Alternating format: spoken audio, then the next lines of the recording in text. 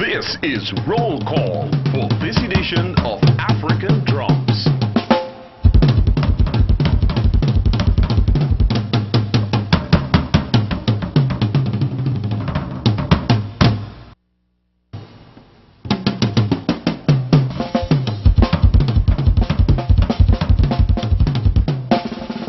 The African drums are sounding. Good evening.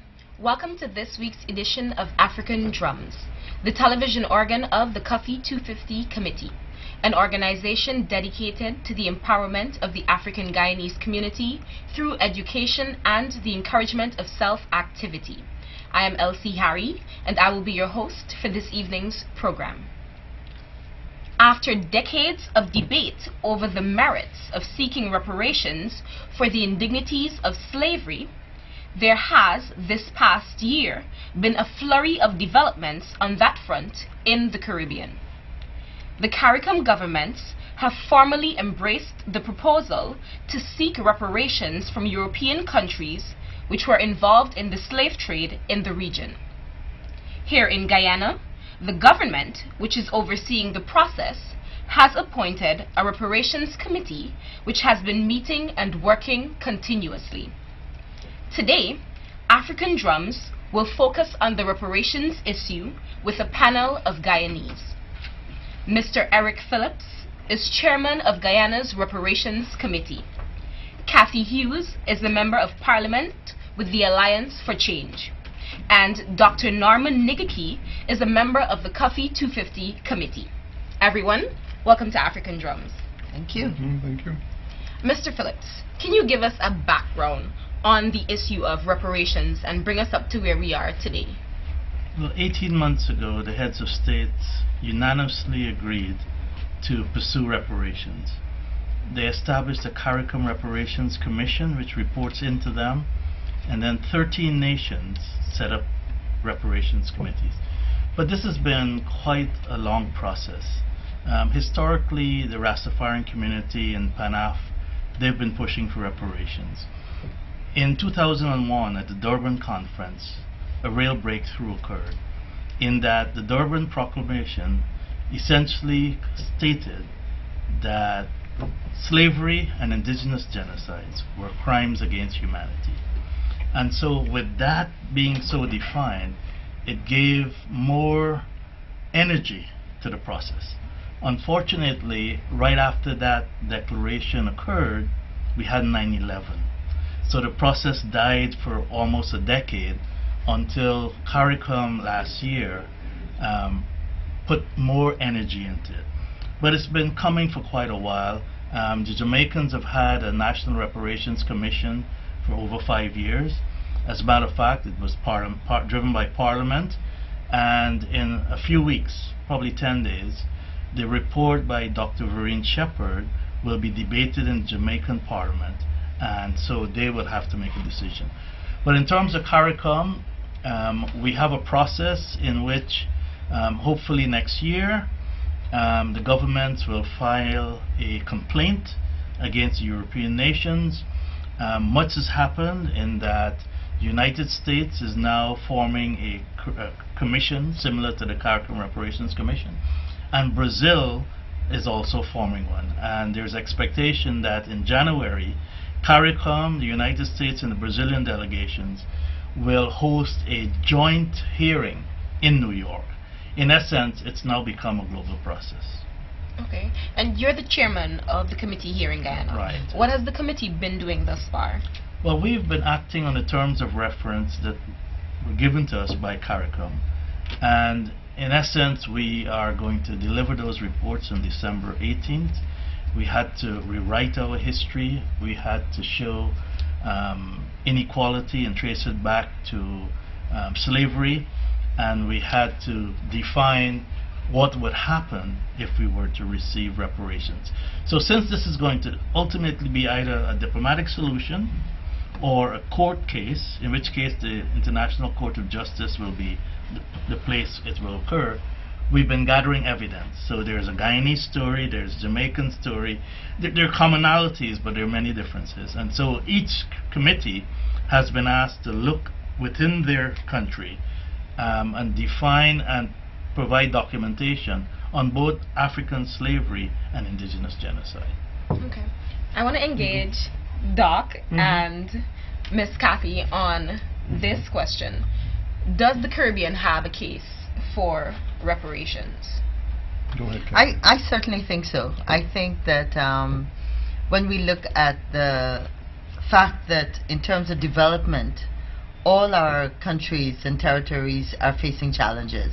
Challenges in terms of insufficient resources to put towards education, to put towards better roads, communities that still don't have water. Those are the realistic challenges. And when you consider that, you know, because the region suffered from enslavement and we had a so-called developed world that was able to build their countries based on resources that came directly from us at our expense. And to put it in very simple language, I mean, we're still, quite a few generations later, trying to refashion our family structures, refashion our societies, and to continue a process of moving forward. And therefore I feel the whole concept of reparations, which is not a handout, it's not a donation, it is really addressing, trying to redress an imbalance, trying to bring some fairness and giving another part of the world an opportunity to really start developing the way the first world has been able to develop, the colonial powers of the past. Do you have anything different or similar? No, well, I agree totally with the concept of reparations. I think it is long overdue.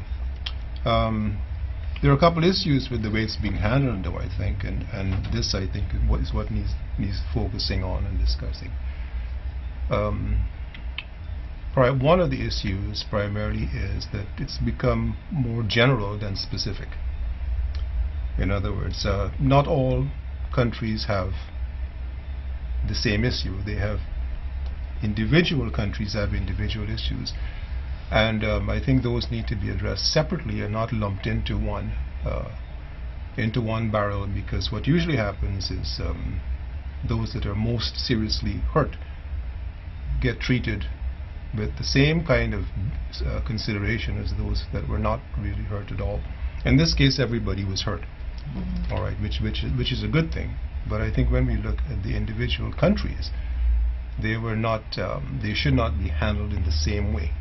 And this is one of the concerns which I hope we'll talk about a little bit this evening. Okay. Is that all is not the same for everybody. So even though it's a Caribbean, generally Caribbean issue, the 13 countries have different specific issues and need to be handled. CARICOM is the umbrella, but all of the lawsuits will be country specific. And that's why, for example, the Rastafarians who've been trying to push this case haven't been successful because they're not a sovereign state. So only sovereign states can have legal standing. In the case of Guyana, we will be suing the British and the Dutch. Suriname, the Dutch. You know, others will sue the French. The Virgin Islands are looking at the Danish. And as Dr. Ng-A-Qui is saying, there are different issues. In our country, for example, the relationship between indigenous people and African enslaved was very different than those in St. Vincent, where the Garifuna, which is a mixture, they were all chased off the land and sent to Nicaragua and all over the world. In Guyana, the indigenous folks were first traded with the Dutch, and then became, they wanted to enslave them, but they couldn't, and then they became a buffer.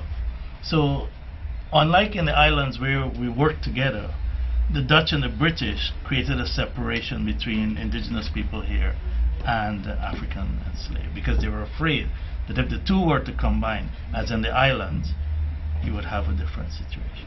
Okay. In the introduction, I made mention that the government of Guyana is overseeing this process. Do you think that the government is the right entity to oversee this process? I certainly think so. I mean, I think Eric has explained that if you're going to take a case to, you know, the World Court, to the international structures, then certainly there is merit in it coming from a country as opposed to individuals within a country. I think it's also good that CARICOM is pushing that initiative, because quite often in situations as important as this, if it's left to an individual territory or country, then you have challenges of people not making it a key focus, other day-to-day things that emerge that tend to take precedence. So I'm glad that there is a regional acceptance to the importance of looking at this and to finding some solutions. So I applaud the initiative. Well, I beg to differ. Okay. Okay. That's the beauty of a discussion like this. Well, I think what is the concept of it's a government initiative. The CARICOM countries got together, and they, following on a previous history, decided that that's a good way to go. But what happens again, and this is part of the differences in individual countries. Not all governments have an appreciation for the African, for the suffering of the African, right? In Guyana, we have a unique situation here where the government has been marginalizing black people, Africans, for 20 years. So I find it a little incongruous, if you will, to have this government take a case anywhere on behalf of the African community. Because because again, it's not just the fact that the government is taking it. It's the fact that historically within this particular series of administrations, right, there has not been an effort to lift black people up. Then all of a sudden, reparations comes up, and we want to push an initiative that is for black people. I have a little problem grappling. I agree to some extent with that fact that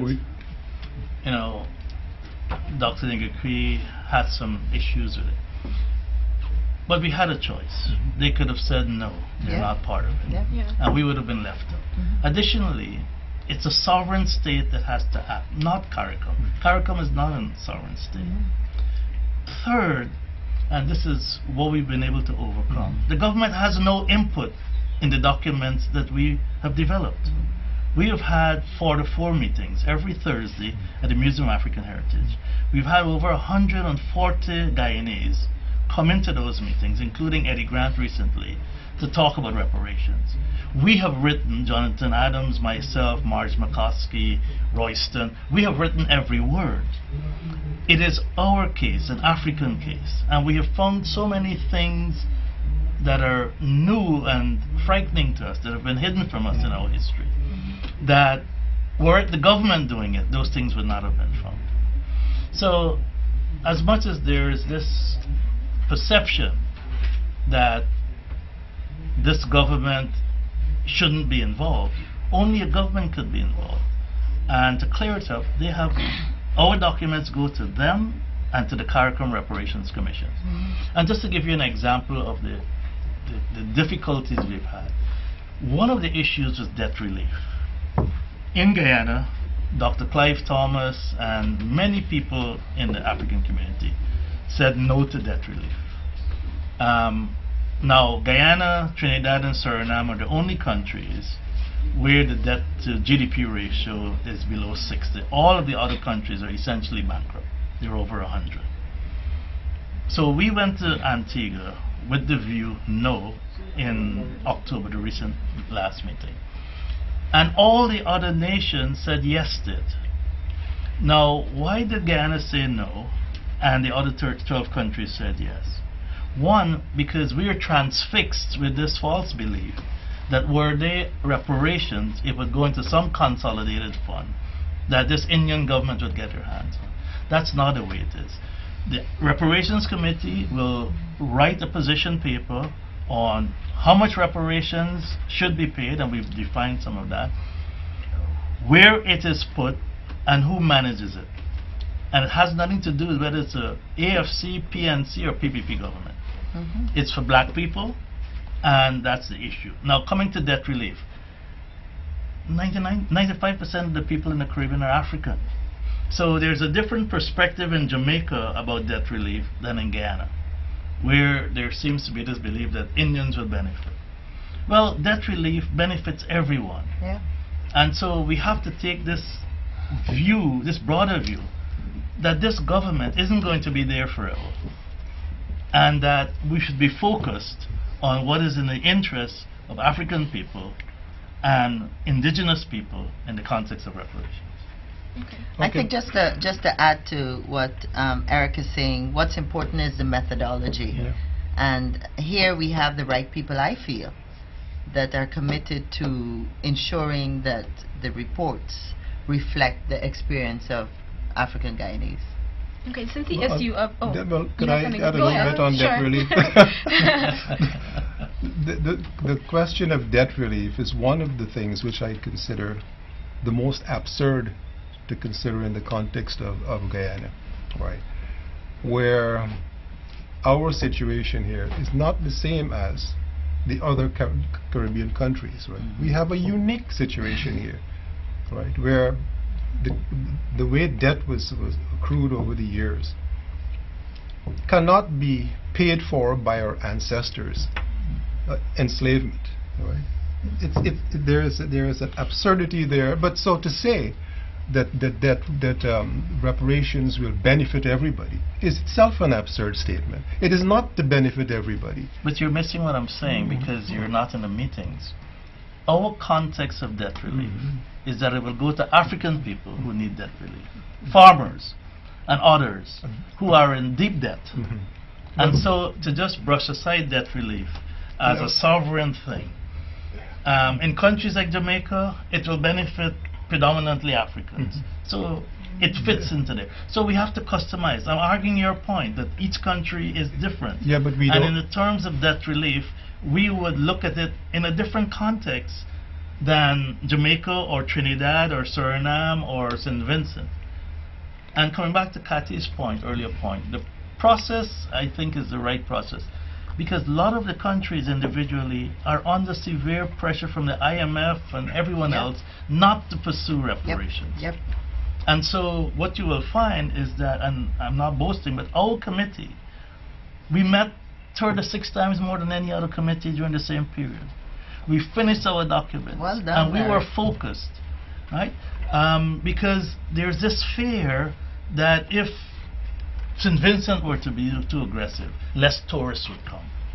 There's that. Yeah. Well, you know, But I think, sorry. no, go ahead. I think yeah, that's go part ahead, of go ahead. the challenge of this whole debate, because more and more reparations is being packaged as something that is bad, that you're holding out your hand, you want a free ride, you want a handout, and it's not.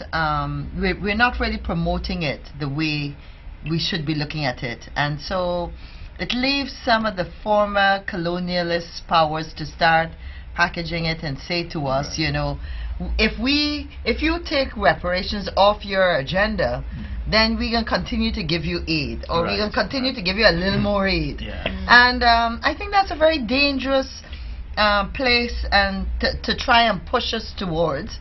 And we have to be strong enough to say, no, we don't accept that.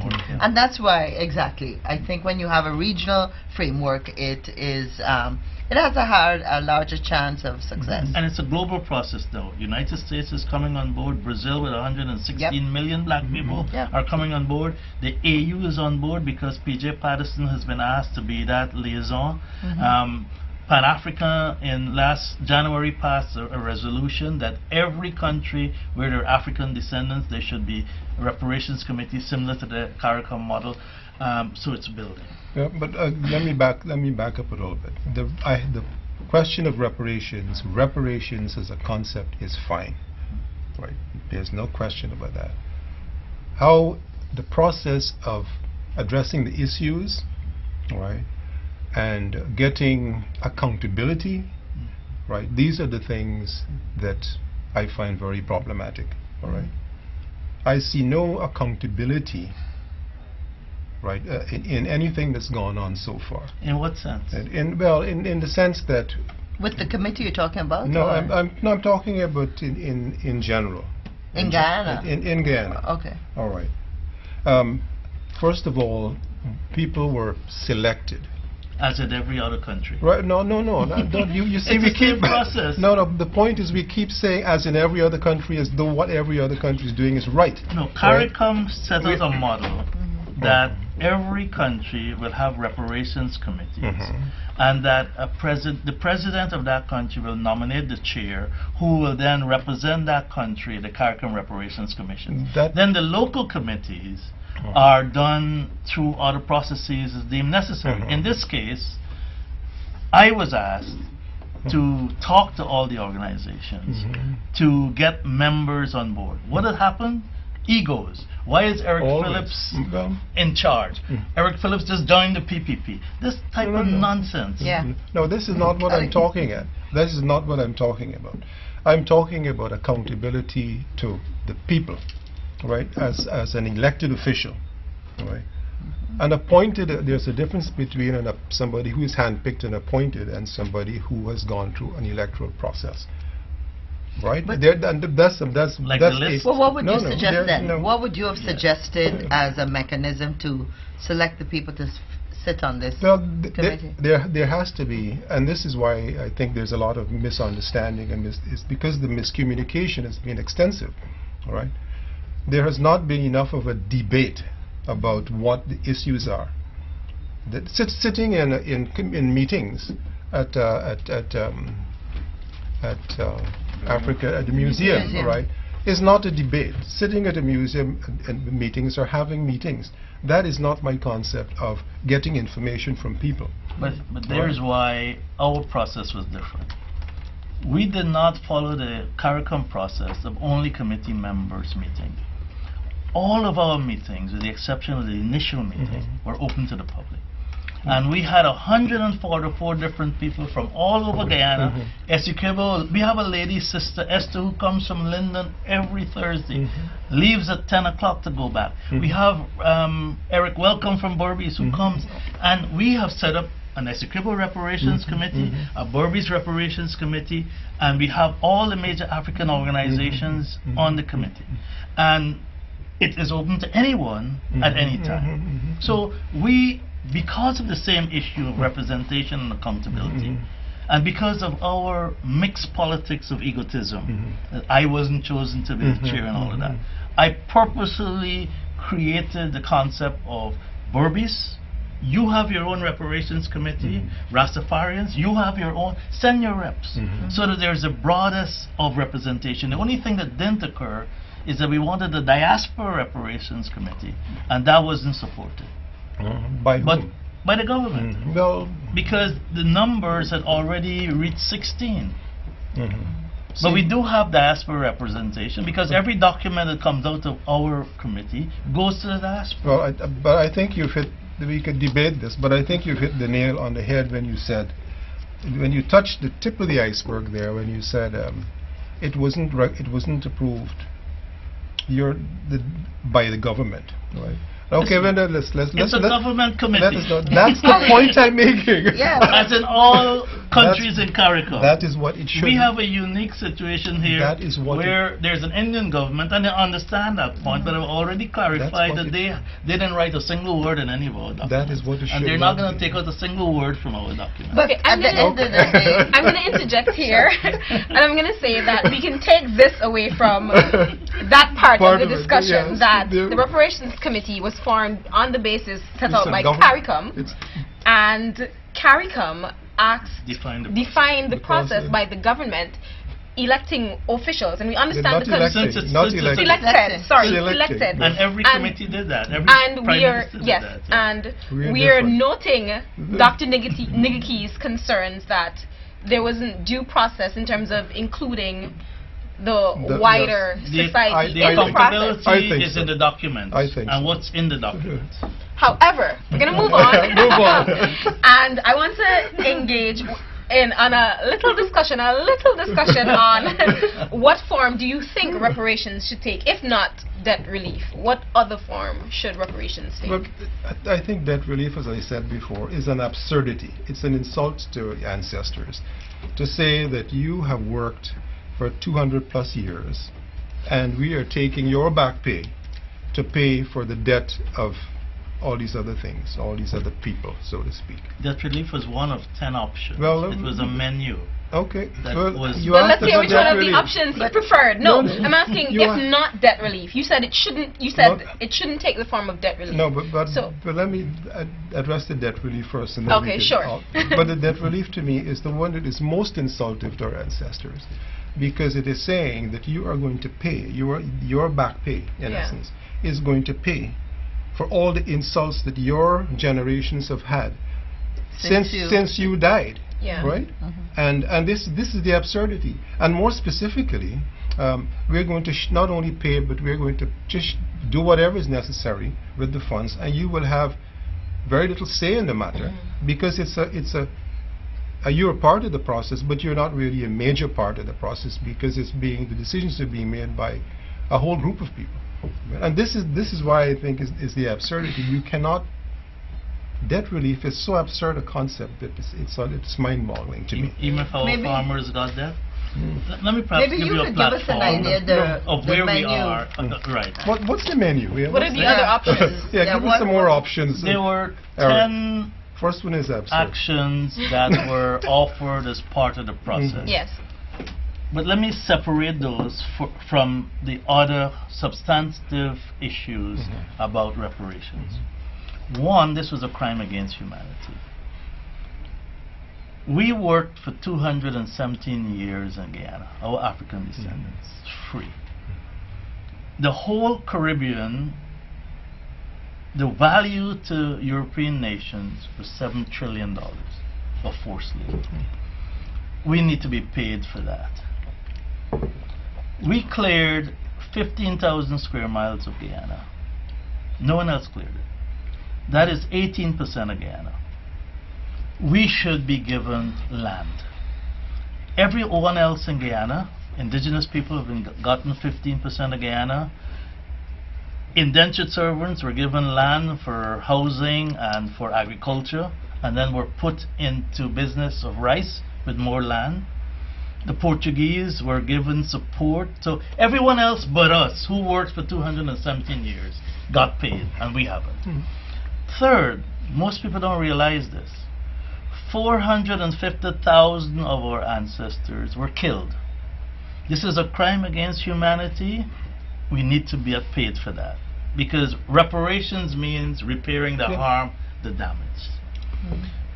So when you look in 1838, 84,000 Guyanese, enslaved Africans, were worth 4.23 pounds out of 4.2 million pounds out of the 20 million pounds paid to Europeans. Today that's worth $42 billion. So they got paid for enslaving us even though we did all the work. Yeah. We should be repaid that. So the debt relief is what, $1 billion? No. Let me say that I'm just giving you the scope. Apprenticeship. Most people don't realize apprenticeship was worth 27 million pounds to the Europeans, whereas the enslaved, freed enslaved, were worth 20 million. We need to be repaid 13% of what was created during apprenticeship, which is another 52 billion pounds. So when you look at the scope of what we should be getting, land, payment for murders, payment for 217 years of free work, the destruction of the village movement, that's a very large order. Now, apart from that, CARICOM says we need a formal apology, which is part of the lawsuit. We should have we should get rid of our health issues. For example, Caribbean people have the worst rate of type 2 diabetes in the world. We have the highest rate of hypertension, all coming through from the foods we used to get. Then there's indigenous program, there's re-education, there's psychological support. So there are these softer things that are part of the 10, with the hardest being debt relief. But that is small but significant, because we have to repair ourselves emotionally. We lost our culture. It's part of what's happening in the reparations debate again. We don't trust each other, we don't like each other, and that is all part of the healing, which is the soft part of reparations. Reparations is a hard issue. capital, land, etc. And then more importantly, how we treat each other and how we work together to a common goal. Yeah, but again, that is what I think dilutes the issue. And I hear what you're saying, Eric, and I agree that there's a huge debt that is owed, right?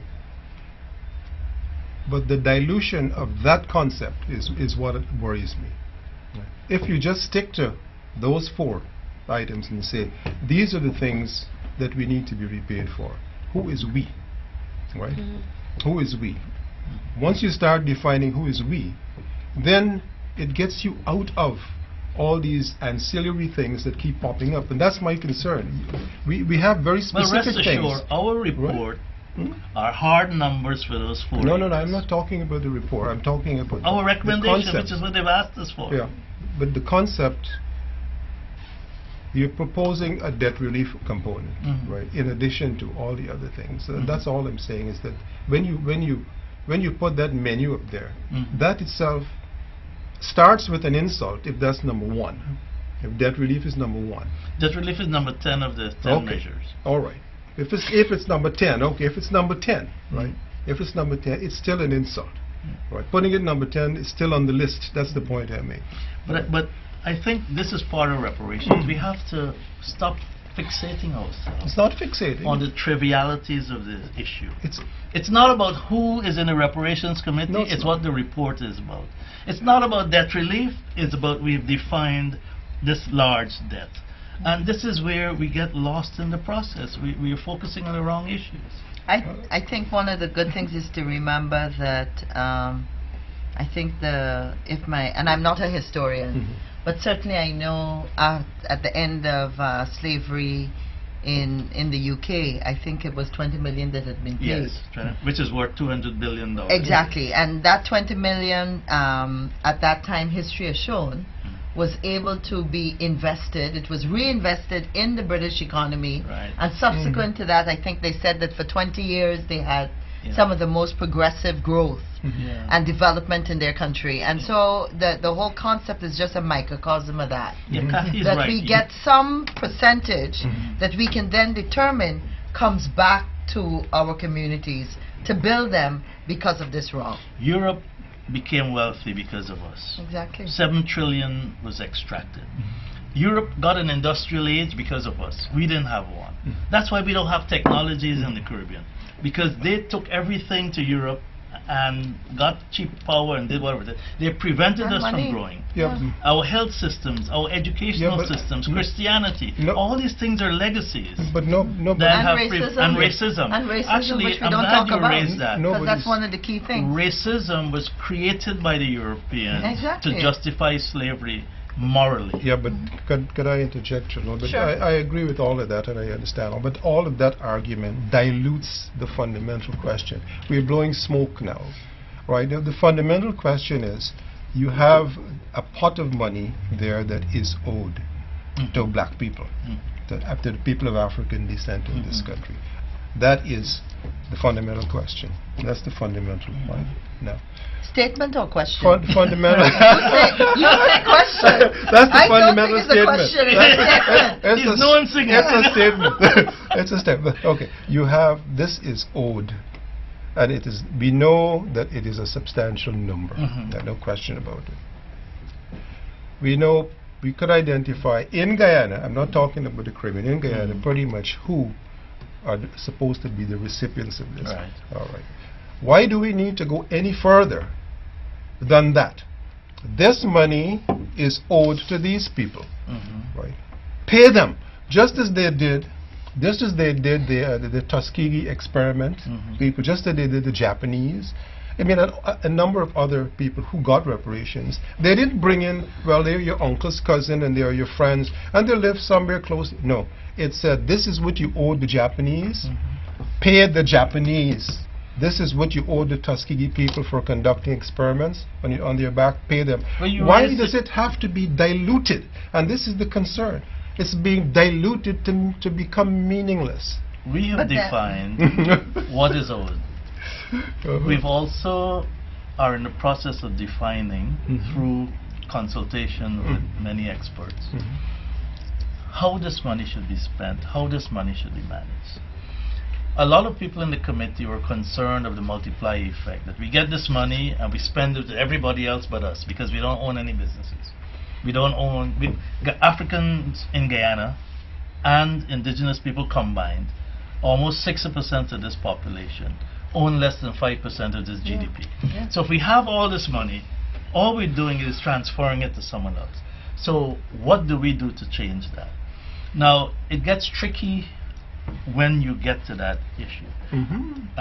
Some people say, hey, let us separate from Guyana. Let's go to a different part of Guyana, build our own city, build our own churches, build our own schools, build our own businesses. We own everything, therefore it doesn't go anywhere else. Others say Guyana is a multi-ethnic society. What we need to do to build African institutions, fund our education, So there are many different approaches to that, but the fundamental issue that we're owed, and owed lots of money, has to be addressed. And unlike the Jewish situation, by the way, the Jews have received $102 billion from the Germans so far. We're the only race that haven't gotten any reparations. And so the process is a difficult one, because if you were to add up what they have to pay every country in the Caribbean, they'll go broke. And so there has to be a strategy as to how you get paid. You can win a lawsuit and the guy is bankrupt. Yeah. You can't approach it like anything. that, right? So that's why these other softer issues that Dr. Ng-A-Qui is worried about came into play. But the fundamental first thing is that we have to go to court if they don't want to negotiate. And here is what we're claiming. And once we have that, here is how that's managed and spent. And it's not going to be spent by a government.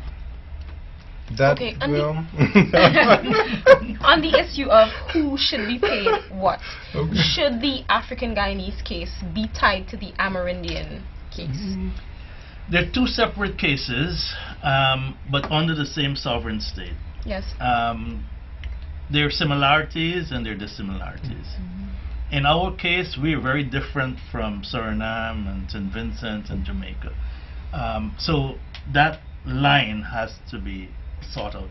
So a correct narrative history of Amerindians in Guyana has to be written. A correct narrative history of Africans in Guyana has to be written.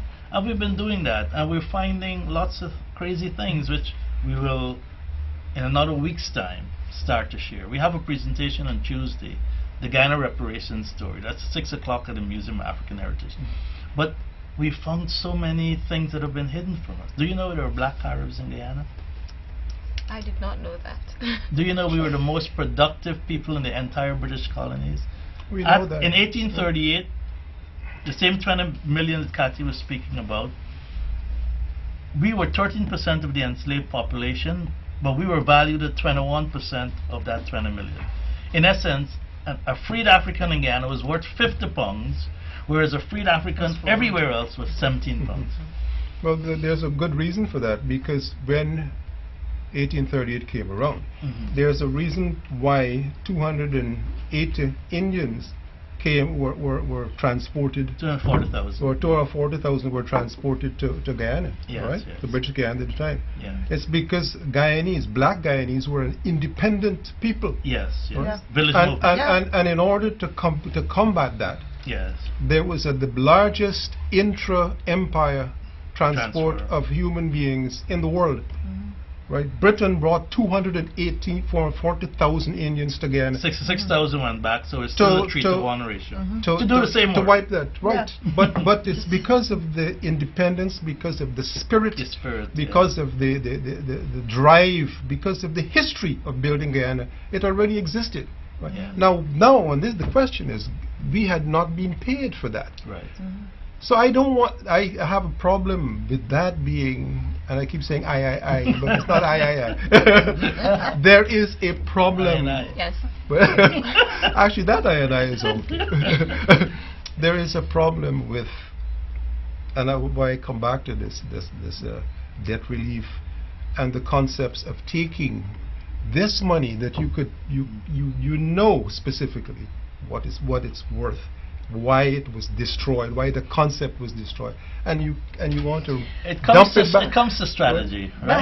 have you made recommendations to the committee? Yes, we've gotten several letters. From- Dr. Clive Thomas. No, not No, me. no, no, I me, mean no, from me. Dr. from Ng-A-Qui. No, He oh, said no. it publicly. Yeah. He said it But publicly it would in be good interview. to include Right. it. And that's why when we went to Antigua, Yeah. we didn't support it. No, But no, all the other nations did. no. What? By the way, just to add to what Dr. Ng-A-Qui is saying, our history has been lost. Do you know on December the 5th, in 1919, we're celebrating the 95th anniversary of this next week, Guyana was offered to India as a colony by the British. And it comes back to that swamping of 240,000 into a community that was very progressive. The research has gotten very controversial. And let me just add one point which will make it this thing even more controversial. Guyana and Barbados received emancipation at the same time, 1838. We don't count 1834. Guyana and Barbados were independent the same year, 1966. The economy at that time, Guyana's GDP was twice that of Barbados. Today, Barbados' economy is 9 times ours. The only fundamental difference between Barbados and Guyana is that there was no indentureship. So you can draw your conclusions. Yeah. Yeah, but I mean, with all of this pain, right, that has been caused by the indentureship process, by those who benefited from the indentureship process, right? This is why it is very important to take the money that's owed black people and give the black people and No stop checks, mixing. no checks, Dr. No Ng-A-Qui. mixing it in with a bunch of other things. It dilutes. But then how do you but- define? That's part No, of no, the challenge. That This is part How of do the you challenge. begin to define? No, the concept you know, is the concept is what you start with. Right? yeah, but then after that, Then when you we- Gotta then you, implement then you it. have Yeah. a process. Yeah, you have a process. But the concept is what people are struggling with, right? It's Now the not- politics creates that. Yeah. The history of our politics. This is why the politics, and this is why all the things you're saying there, the politics has to be removed from it. And when you say politics, you're talking about government. Government has to be removed from it. And that's our recommendation as a committee, and that's what all the committees in CARICOM have stated. That you taking- CARICOM, you're a nice umbrella. You government, it's nice because you're a sovereign state, but this is black people's business. And that has been the approach. So the, But we also have to manage it in the Well- context of where we live. well, let me And that add- takes... let me ask a question for clarification. Mhm. Are you saying, because I haven't seen the report, that one of the very specific recommendations Mhm. is that all the governments of CARICOM Mhm. be removed from the process of reparations in No. terms of not in terms of facilitating it, Mm. but in terms of the hierarchy, in terms of the reporting process, The reporting process is the reporting process because it goes the into a approval lawsuit. process, the approval The process. approval process has to be done specifically in countries by the people who are the beneficiaries. Right. Now, let me for clarification again. There's this document that you're preparing. Mhm. All right. It goes to. It goes through the Ministry of Culture, as it does in every country, All to right, the right. head of state. All right. And right. it goes at the same time to the CARICOM Reparations Commission. All right. And then it goes from them Well, let me. to the subcommittee Let's of heads take of it a state. step at a time. Mhm. All right. Because this is clarifying for the for the public. You write a document, Mhm. and you have a specific recommendation in there. Let's call it recommendation X. Right, that is public. Right. Right. Mhm. It's a public document that you're Right, preparing. Right. It goes to, first of all, the Ministry of Culture. Right? They receive a copy. They receive, okay, they Right. receive a copy. Mhm. In your terms of reference, can they do anything No. with that No, document? no. They cannot change that document No, in any it's way. just No. polite It's- right. information. It's a process. All It's a right. process. Okay. That document then leaves the... It goes to CARICOM Reparations Commission. It goes to the head of state, Mhm. Right. which is... Who's the head of state for this particular process? The Prime Minister? No, The President? the president. It goes to the President. Can the President say, I like, this is a beautiful document, but there's this word that I don't like. Can I take it out? No, No, let me be very specific. When it goes to the Ministry of Culture and the President, it simultaneously goes to the CARICOM Reparations Commission, which is composed of the heads of all the committees. All right, I'm getting to that. I understand that. I'm trying to get it clear. Luckily, it's not like Parliament. We don't have to get the assent of the President. This is where, no, this is a big clarification, Eric, and this is good. This is good. Because what you're saying is that the Guyana government cannot alter a document. Right. Right. That is prepared by the National Committee. Right. That, and the National Committee, you're saying, has to take into consideration. You don't have an option to remove things that people bring into the debate. In other words, if I have a controversial issue, right, you don't have the specific, as chairman of the committee. Say, for example, the debt relief issue. Right. You cannot say, this is a nice topic and I agree with you, but it can't go in the document. No, we are not addressing the 10 soft issues, apology, debt relief, in our report. You're not addressing. We're not addressing it. What we have done, for example, repatriation is one of the 10. We've asked the Rastafarian community to put together a white paper on repatriation, because that has a lot of issues. But we are not commenting on those 10. We are saying, here is the report from Guyana that deals with what we deem to be the elements of reparation for us. And here is our corrective history story done. But that but that report is based on your consultations, your meetings, and the terms of reference, the terms of reference, and all the information that's come from. Okay. All right. So the government cannot delete or edit your report. No. And you can delete or edit certain things that the committee can We're the originator of the document and the owner of the document. So if we have issues with the document when it comes out for a referendum, we talk to you. The committee. We talk to talk to you. The committee, not the chairman. The committee. But it's very important to have clarity. Because even when it goes to the CARICOM Reparations Commission, there's a UE Research Center, there's a Hilary Beckles, there's Dr. Vereen Shepard. There are people who are representing their own countries, and we will debate, apart from the specifics from each country, which is the basis of the case, we will debate common strategies, common approaches. When do we send it to Europe? Do you do it one-on-one because of the pressures? Or do you do it under CARICOM umbrella with the heads of state? What is the forum for that? So we'll have the best impact. Precisely. But the lawsuit is the lawsuit, and Guyana will have to defend its own lawsuit. Trinidad can't defend Guyana's lawsuit. Or Jamaica. I wanted to ask Eric a question. Eric, is there a particular website that some of these reports and discussions... We have a Facebook page, but we are going to be finished December 18th. Some of the stuff we aren't going to make public because we need to validate that through mass meetings. For example, we can say that 450,000 deaths are worth X. However, we want to make sure that the CARICOM X is the same X. Because a life is a life of a life, is a life. Because if you go into a lawsuit and this one got one figure and that one got one figure, that's what they want. So we will try to make sure that we value things equally if they're equal. Okay, one of the big concerns, I think this is clarifying. This is very helpful.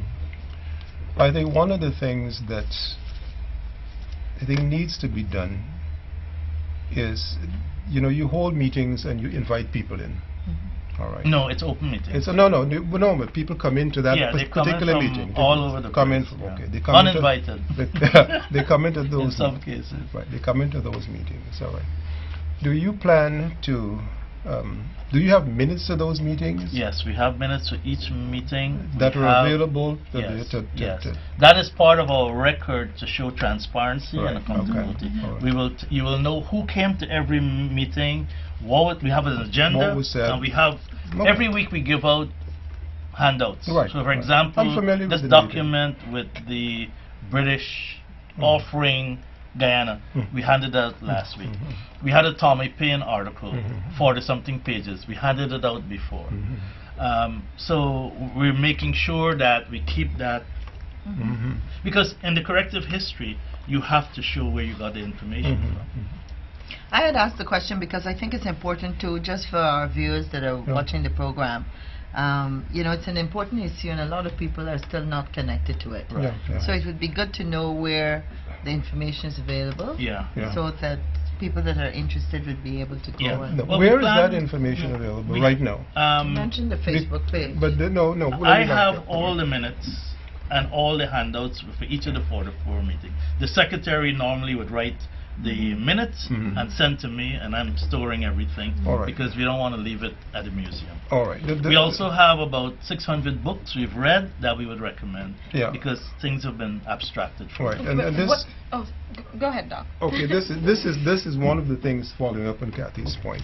It contributes a lot to clarity and to transparency if people have independent access to the information that you're collecting. And that's to get the point she's making. Not after the report comes out.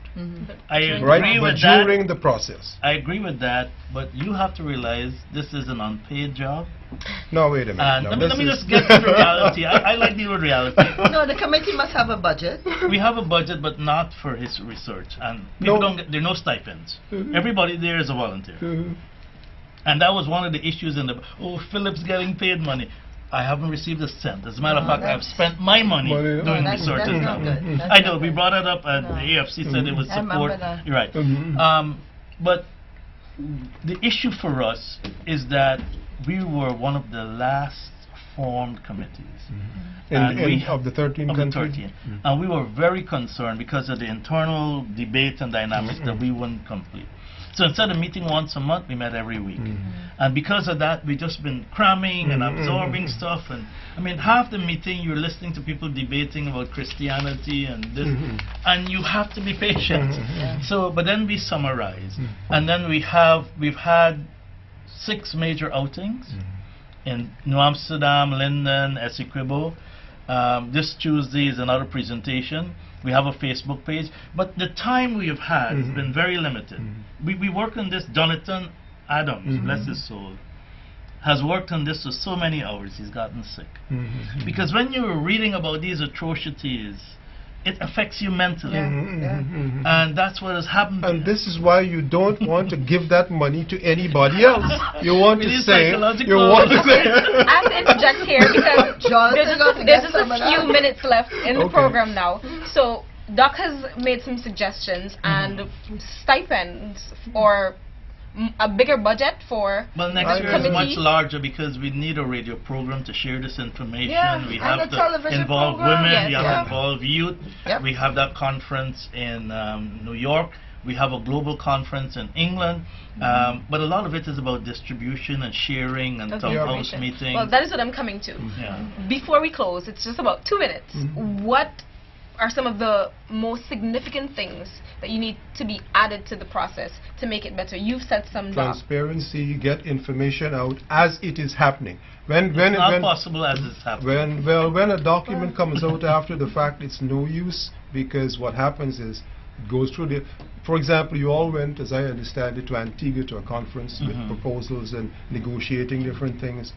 No, discussions, expert discussing different issues. There's nothing agreed upon. But Doc, in fairness to them, they're doing a lot of work. They are, and I think part of the challenge... People need to see it, though. Yes, I agree with you. That would be my recommendation. But part of the problem is that clearly in the organization and again the methodology of how the committee is to operate, that was not given.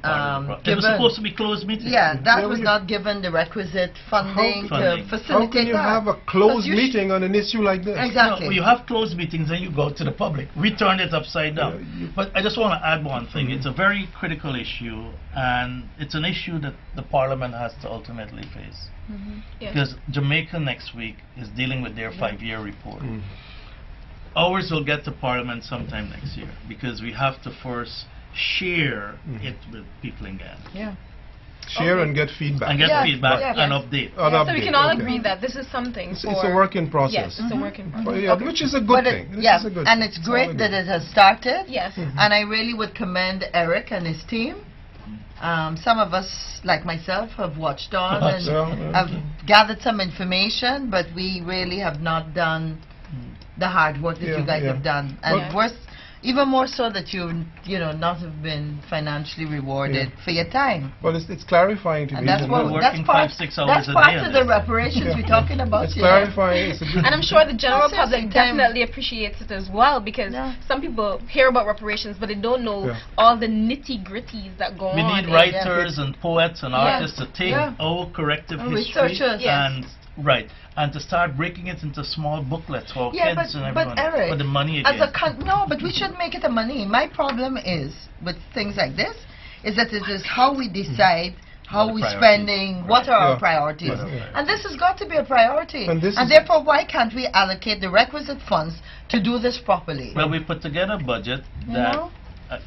will allow us to do what we want Yeah. to do, You gotta and have- that will come to Parliament whenever the proroguing. And But I think I'll be voting as in part favor of- if I'm still there. So We I don't have want to to have a use- I have to parliament. use my hosting powers Excellent. right Very now. clarifying. And Very clarifying, we are yeah. out of time, so perhaps we'll have to do a follow-up show for the purpose of the viewers. And while we're talking about proroguing, I just want to take this opportunity to invite the viewers to the Cuffy 250 Committee's workshop on the prorogation of Parliament. It's on Sunday, December 7th at Critchlow Labour College, and it's at 2 p.m. And Dr. Phillips, sorry, can you invite the public to the meeting you were talking about Well, on Tuesday? tomorrow, no, Oh, Tuesday, Yes. we have a presentation on our story. Yes. And we'll make that public. It summarizes some of the things we talked about, and anyone who wants it, they can send an email, and we'll get it to you. Okay. You want to tell them where it's at again? Yes. And what time? Yes, 6 o'clock, Tuesday the 2nd December, at the Museum of African Heritage. In Bel Air Park. In Bel Air Park, Barima Brilliant. Avenue, next to where KFC used to be. Okay. General public, please make special effort to attend. Thank you, Dr. Ng-A-Qui, Ms. Cathy Hughes, and Eric, for being on African Drums. Insightful discussion. Yeah. I know I learned a lot, and I'm sure the viewers learned a lot as well. Thank you, viewers, for staying with us for the duration of the program. Please remember to like our Facebook page. It's Cuffy 250. See, all this talk on reparations. There's a lot of things going on in my mind right now. We have a Guyana Reparations Facebook page. There you go. Please like the Guyana Reparations Facebook page and the Cuffy 250 Committee's Facebook page. It's Cuffy 250. Subscribe to our YouTube channel, Cuffy 250, for videos of the show and other events. Please donate to the cause, and we'd love to hear from you. Please send us an email. It's cuffy250gy@gmail.com. This has been African Drums, the television organ of the Cuffy 250 Committee, an organization dedicated to the empowerment of the African Guyanese community through education and the encouragement of self-activity. I'm Elsie. Please join us next week.